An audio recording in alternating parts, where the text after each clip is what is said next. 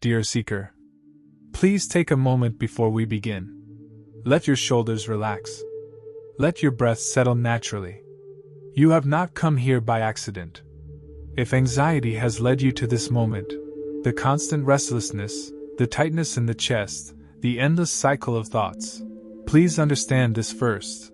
You are not alone, and you are not failing at life. What you are experiencing is deeply human. More than 2,500 years ago, Gautama Buddha observed the very same restless mind.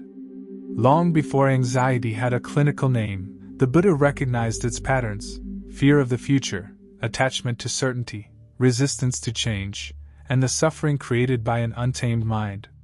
He did not dismiss these struggles.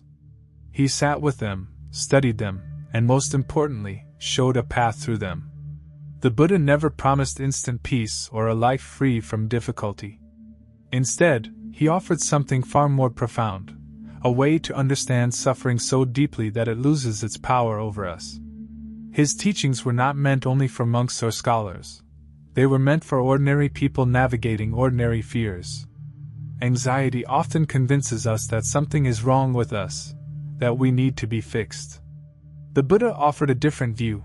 Nothing is wrong with you. The mind is simply doing what it has been trained to do. And anything that has been conditioned can be gently unconditioned. In this video, we will explore the Buddha's cure for anxiety, not as a quick remedy, but as a compassionate guide for living with clarity and ease. Please listen slowly. There is nothing you need to achieve here.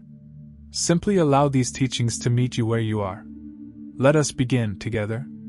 Understanding anxiety as suffering, dukkha. Dear seeker, the Buddha always began with honesty. He believed that true healing can only begin when we are willing to look directly at our experience, not to judge it, not to escape it, but to understand it clearly.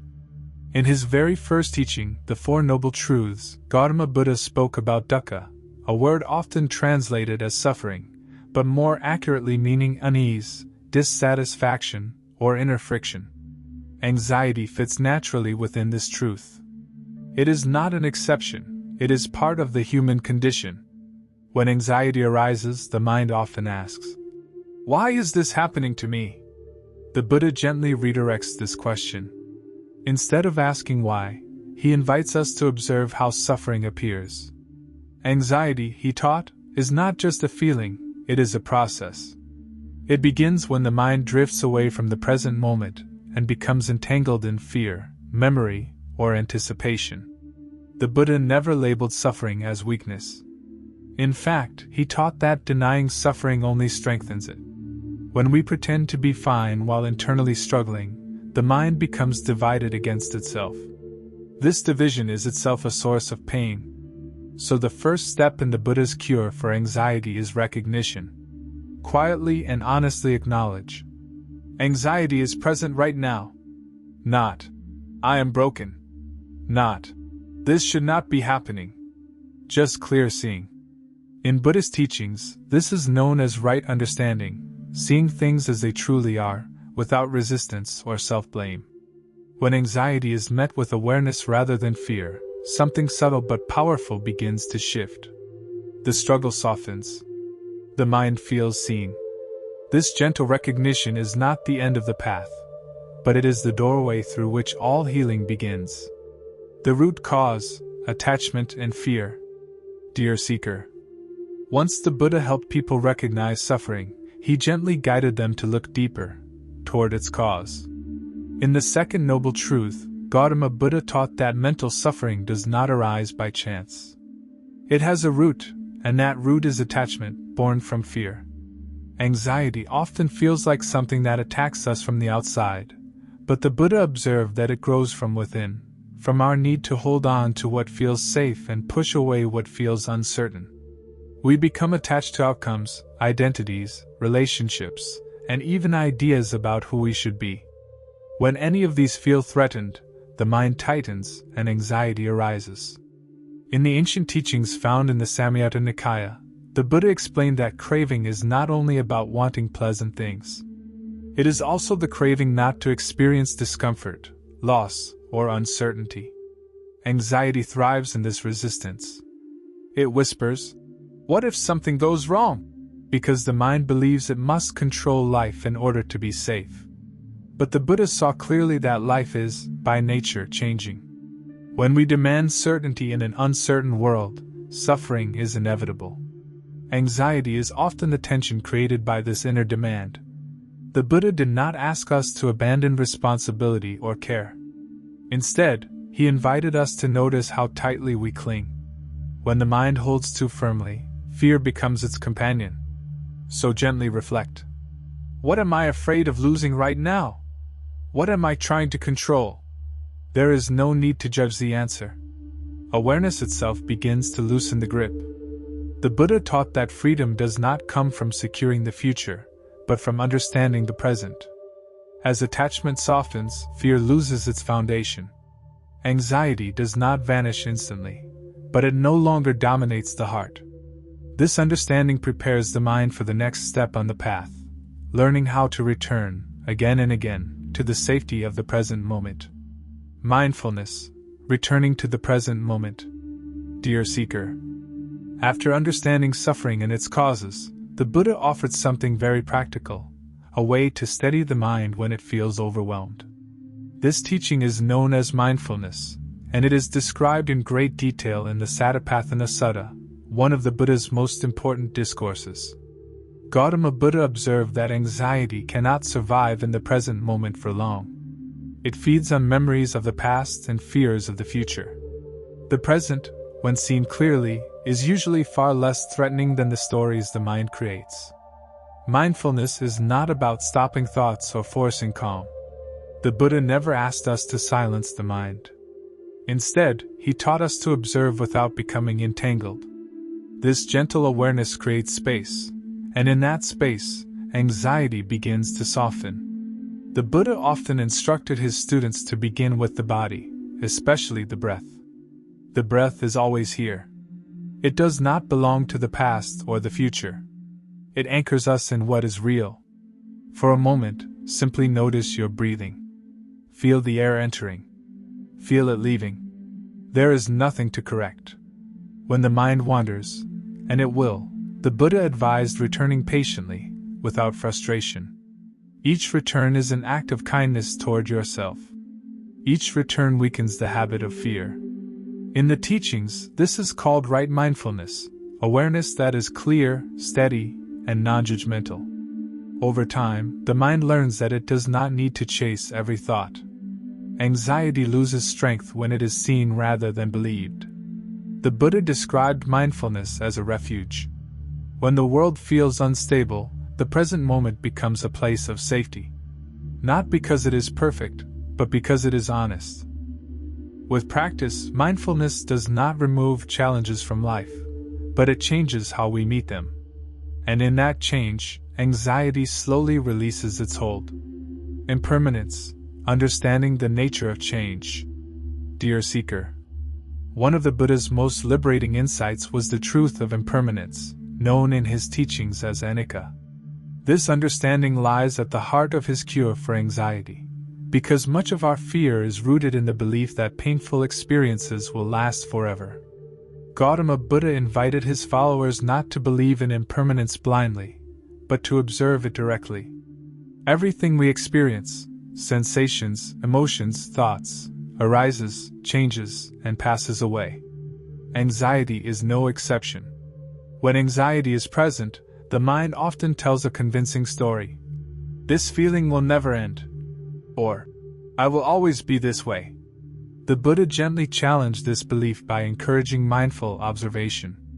If you watch closely, even the most intense anxiety fluctuates.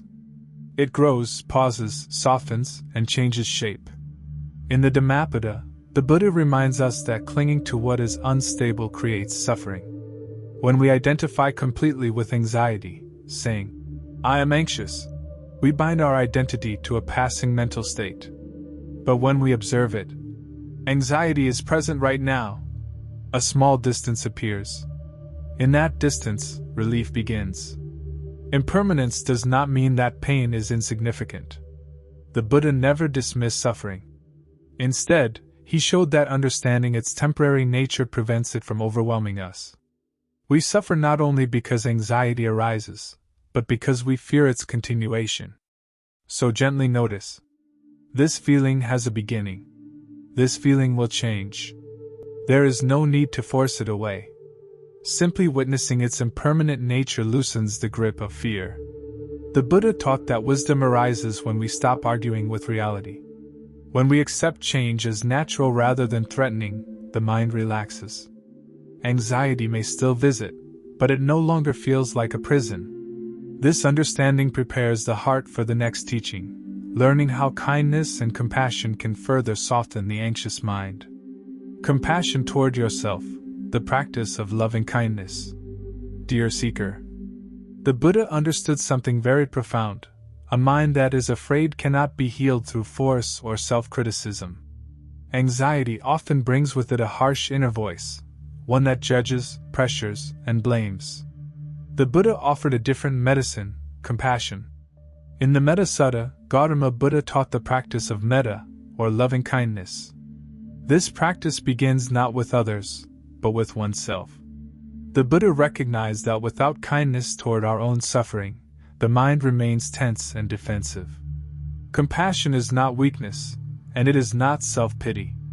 It is the willingness to meet your experience with warmth rather than resistance. When anxiety arises, the instinct is often to push it away or judge yourself for feeling it. The Buddha taught that this inner conflict only deepens suffering. Instead, he invited his followers to turn toward their pain gently. You may quietly offer yourself these simple phrases. May I be safe. May I be at ease. May I be free from fear. These words are not meant to make anxiety disappear instantly. They are meant to soften the heart that is carrying it. Over time, this softness creates space for healing. The Buddha taught that loving kindness acts like cooling water on a burning fire. Anxiety feeds on tension and resistance, but it weakens in the presence of acceptance and care. When you treat yourself with compassion, the nervous system begins to settle. The mind learns that it does not need to stay on guard.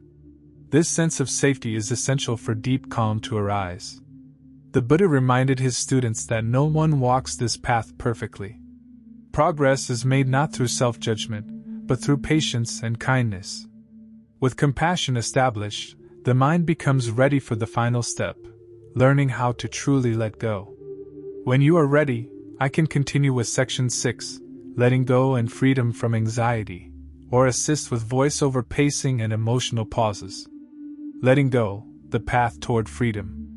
Dear Seeker, after understanding suffering, its causes, mindfulness, impermanence, and compassion, the Buddha offered his final and most liberating teaching, letting go.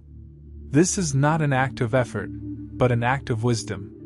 Gautama Buddha taught that suffering continues not because experiences arise, but because we cling to them. Anxiety persists when we fight it, analyze it endlessly, or identify ourselves with it.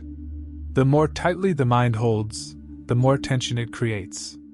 In the Eightfold Path, the Buddha described right effort not as forcing calm, but as gently allowing unwholesome mental states to fade by no longer feeding them. Anxiety is sustained by attention mixed with fear. When it is met with awareness, and then allowed to pass, it weakens naturally. Letting go does not mean giving up on life or responsibilities. It means releasing the inner struggle, the constant demand that things must be different right now. When we stop arguing with our experience, the mind begins to rest. The Buddha often compared clinging to carrying a heavy burden unnecessarily. When you put the burden down, nothing is lost, only exhaustion. So when anxiety arises, instead of asking, "How do I stop this?" gently ask, "What happens if I allow this to be here without resistance?" This simple shift is powerful. The moment we stop fighting, anxiety loses its fuel.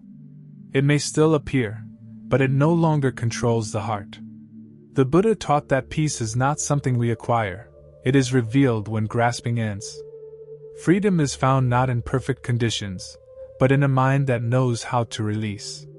As you continue walking this path, remember, letting go is not a single event, but a practice, one that unfolds naturally with patience, understanding, and trust. Dear seeker, as we come to the end of this reflection, please pause for a moment and notice how you feel right now. There is no need to measure progress or judge the mind. Simply observe. The Buddha taught that even this quiet awareness is already a form of peace. Gautama Buddha never asked his followers to eliminate anxiety or to become someone else entirely. He asked only that we understand our experience deeply and meet it with wisdom and kindness. When understanding grows, fear naturally loosens its hold. Anxiety may still visit you. This does not mean the teachings have failed or that you have gone backward. The Buddha reminded us that the path is not a straight line. Each moment of awareness, each gentle return to the present, each act of compassion toward yourself is a step forward, even when it does not feel that way. Carry these teachings lightly into your daily life. When the mind becomes restless, remember the breath. When fear arises, remember impermanence. When self-judgment appears, remember kindness.